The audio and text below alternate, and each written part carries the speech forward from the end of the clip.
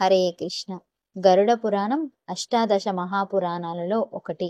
ఇది ప్రధానంగా మరణానంతరం జీవితం, కర్మ సిద్ధాంతం, నరకాలు, స్వర్గాలు మరియు మోక్ష మార్గాల గురించి వివరిస్తుంది.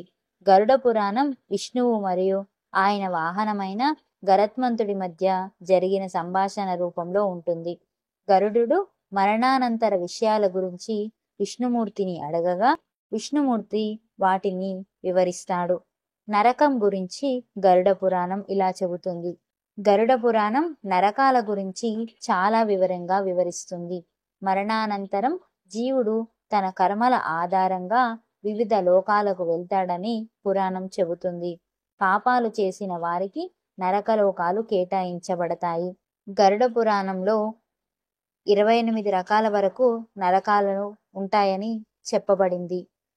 1. తామిశ్రం. ఇతరుల ఆస్తులను దొంగిలించిన వారికి, ఇతరులను హింసించిన వారికి ఈ నరకం. ఇక్కడ వారిని చీకటిలో బంధించి కొరడాలతో కొడతారు. 2. అంధతామిశ్రం. భార్యను, పిల్లలను వదిలిపెట్టిన వారికి, మోసం చేసిన వారికి ఈ నరకం. ఇక్కడ వారికి తీవ్రమైన బాధలు కలుగుతాయి. వారు అంధులుగా మారతారు. 3. రౌరవం. ఇతరులకు హాని చేసిన వారికి, క్రూరంగా ప్రవర్తించిన వారికి ఈ నరకం. ఇక్కడ వారిని పాములతో నిండిన బావులలో పడేస్తారు. 4.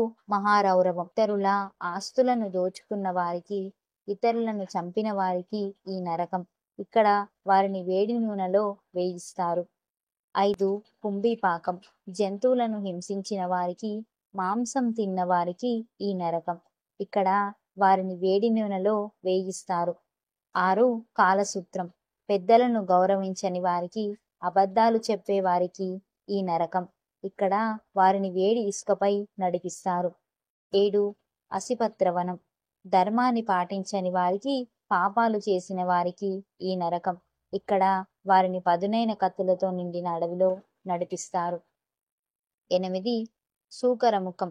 రాజులకు, అధికారులకు అన్యాయం చేసిన వారికి ఈ నరకం. ఇక్కడ వారిని పందులు కొరుకుతాయి. ఈ నరకాలలో జీవుడు తమ పాపాలకు తగిన శిక్షలను అనుభవిస్తాడు. ఈ శిక్షలు తాత్కాలికమైనవి మరియు పాపాలు తీరిపోయిన తరువాత జీవులు తిరిగి భూమిపై జన్మిస్తారు లేదా ఇతర లోకాలకు వెళ్తారు.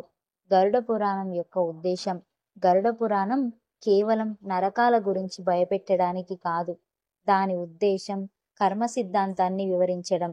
మనం చేసే ప్రతి కర్మకు ఫలితం ఉంటుందని, మంచి కర్మలకు మంచి ఫలితాలు మరియు చెడు కర్మలకు చెడు ఫలితాలు ఉంటాయని తెలియజేయడం. ధర్మబద్ధమైన జీవితాన్ని ప్రోత్సహించడం. పాపాలు చేయకుండా ధర్మబద్ధమైన జీవితాన్ని గడపడానికి ప్రజలను ప్రోత్సహించడం. మోక్ష మార్గాన్ని చూపించడం.